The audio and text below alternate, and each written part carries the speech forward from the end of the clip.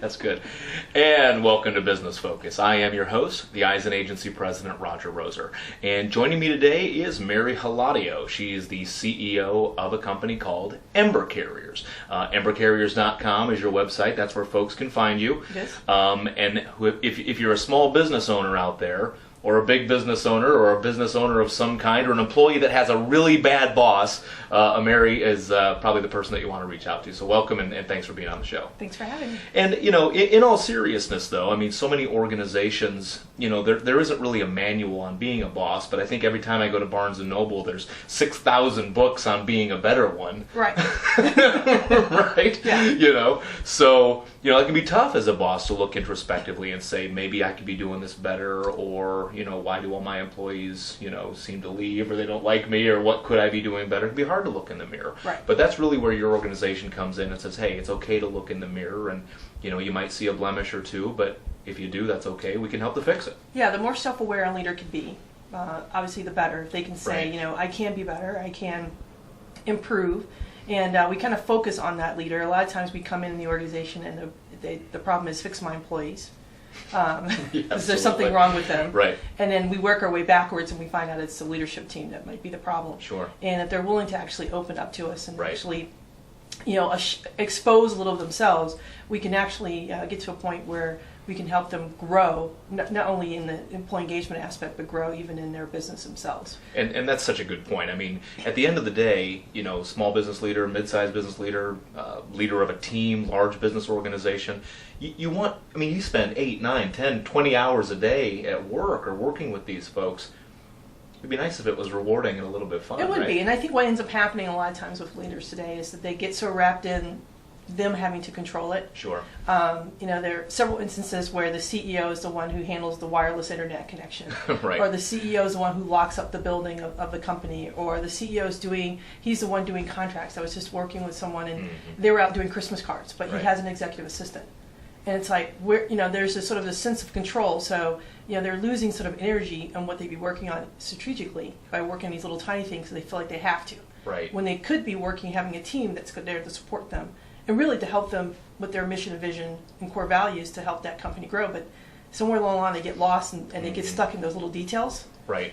And we try to help elevate them from that. Yeah, they fall into those areas of where they're comfortable, and in a PR firm like I run, I guess we're constantly put in an area where we're uncomfortable. That's part of the gig. You're always learning something new, and you're always growing, and you're always taking a look at something else. And certainly we're not perfect. No company is perfect. So don't feel like you're the only one who's reaching out to you and saying, "Hey, I might need Exactly, some and you help." want to keep those tools sharpened in the toolbox, You right? bet. If you don't use them, if you don't know anything about social media, what do? You go find someone who helps you with social media. Right. If you don't know anything about accounting, you go to someone who knows accounting. Right. Well, if you're looking to grow your business and be a better leader, then you come to a consultant that helps you with that as well. That's right, and you streamline through it. You've got a great program. I love it. It's called Fuel. Yes. It's like energy for your business, like fuel for your Fuel business. the- Get for things the going, business. right? Yep. It's a very simple process. All of our processes are custom designed.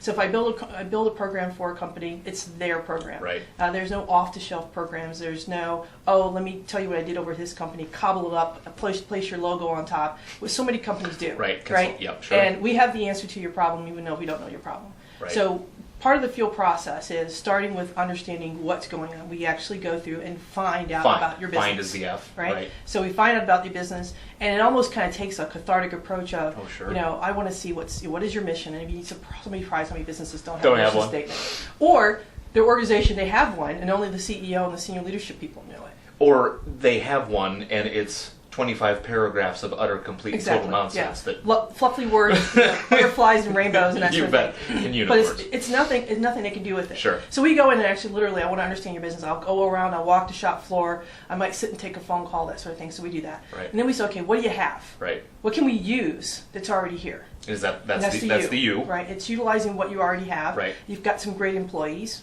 Hopefully, you've got some great processes. You've got this. Can we take that and then make it better? And I Right. think you talked about being streamlined. Sure. So can we streamline that process a little bit better?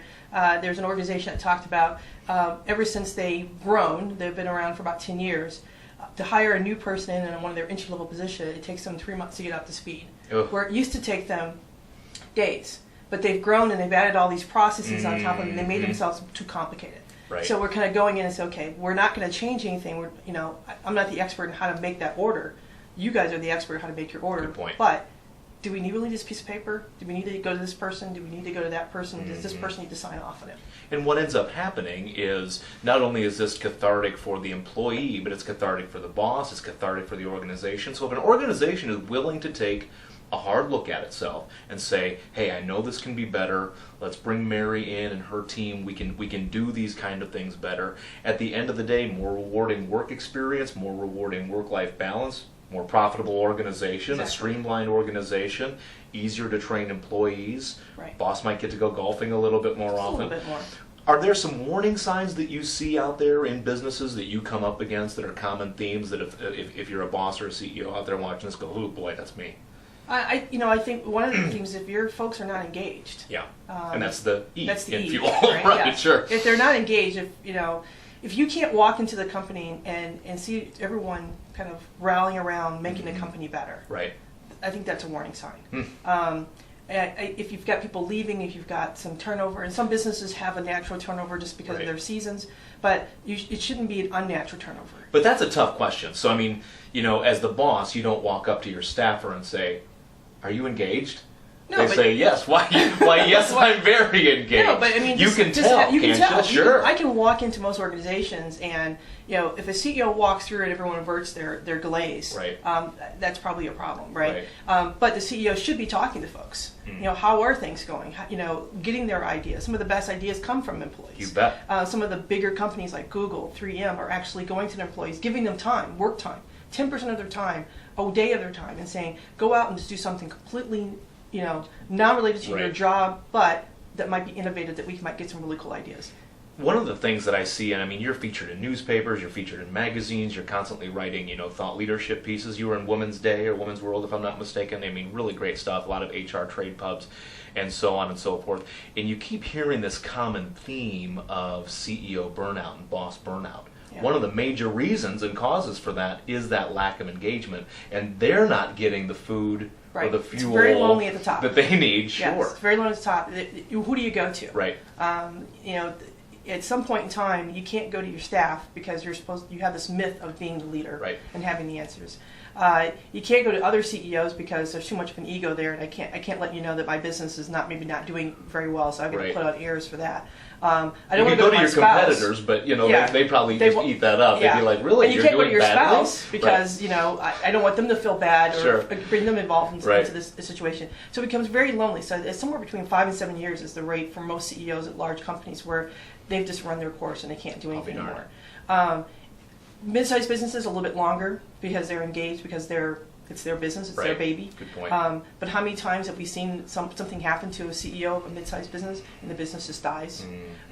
So yeah, there's this sort of a lifespan that exists, and being able to elevate yourself. Right. And in some cases, I talk to my leaders about becoming not company presidents, but literally CEOs, the board of directors of your business, where you can kind of be at a 50,000-foot view, work on strategy, but build a great team underneath you that can handle the day-to-day operation. Absolutely. And that allows you that day maybe to go off. There's a CEO that I know he's going next week to go to an innovation conference, and it's just him.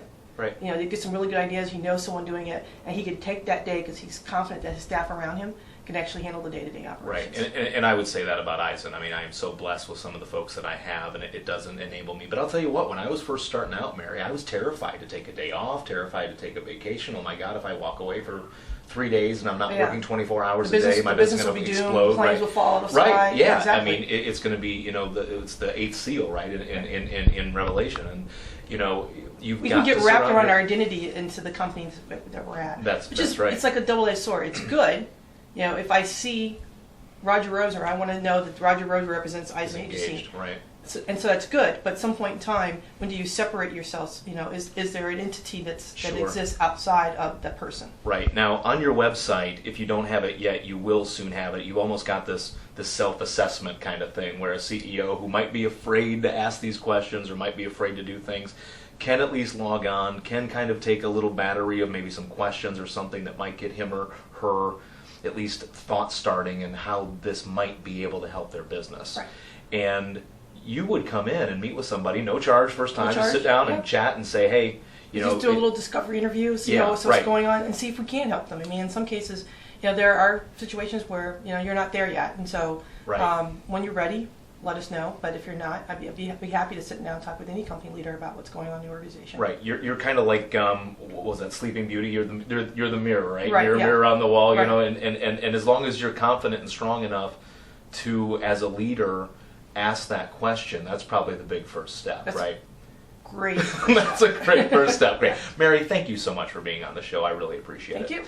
And for everybody that makes Business Focus possible, especially our guest Mary Hladio, I am Roger. Over and out.